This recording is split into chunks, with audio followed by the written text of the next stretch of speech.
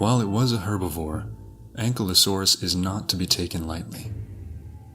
National Geographic has described this formidable creature as the armored tank of dinosaurs. And with good reason. The broad, robust body of the Ankylosaurus was covered with armored plates and strips of spikes. It had short, squat legs, a flat head, and a dangerous weapon for a tail.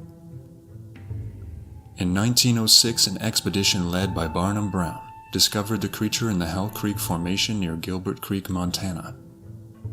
It was described for the first time 2 years later, and its name, Ankylosaurus, means fused lizard, for the makeup of the armor on its body and its remarkable tail, which we'll get to soon. It is believed the Ankylosaurus was between 20 and 26 feet long, and weighed somewhere between 4 and 8 tons. As a result, it is the largest known ankylosaurid.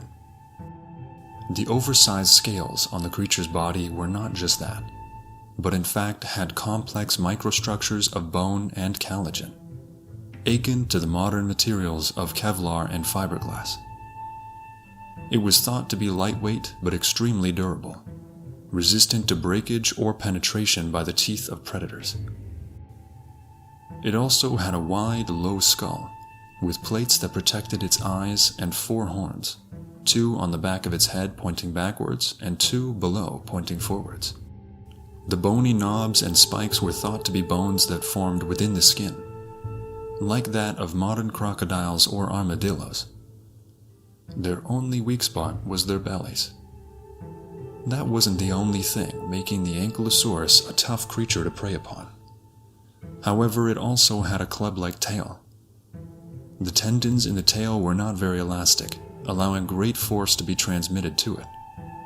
The club on the end was capable of smashing bones, including the foot bones of predators. Interestingly, the earliest known ankylosaurs, called nodosaurs, had no tail club and had different armor patterns. It's unknown even today what exactly the clubs were used for, whether it was for defense against predators, for fighting amongst the species over territories or resources, or to impress the opposite sex. It seems reasonable to think that it was perhaps for defense against predators, considering that although Ankylosaurus lived among easygoing herbivores like Triceratops and the duck-billed dinosaur Edmontosaurus, it also had to deal with the illustrious T-Rex. Together, they inhabited a warm, subtropical monsoonal climate during the late Cretaceous period, receiving only occasional rainfall, on top of tropical storms and forest fires. The wide muzzle of the Ankylosaurus was designed for low browse cropping. It likely ate 130 pounds of ferns a day and also consumed fruit. Its narrow beak helped strip leaves from plants, and it had small, leaf-shaped teeth.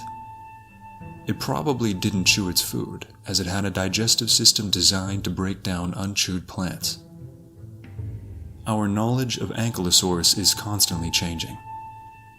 Each time a new fossil is discovered, a new feature of the dinosaur is found with it. In 2017, for example, it was discovered that its nostrils were on the side of its head, not the front of its snout. A year earlier, a new species of the creature was found. It was named Zool crurivastator, the former of which is a nod to the creature Zool in the 1984 movie Ghostbusters, while the latter is Latin and means destroyer of shins, in reference to its whopping 10-foot-long clubbed tail.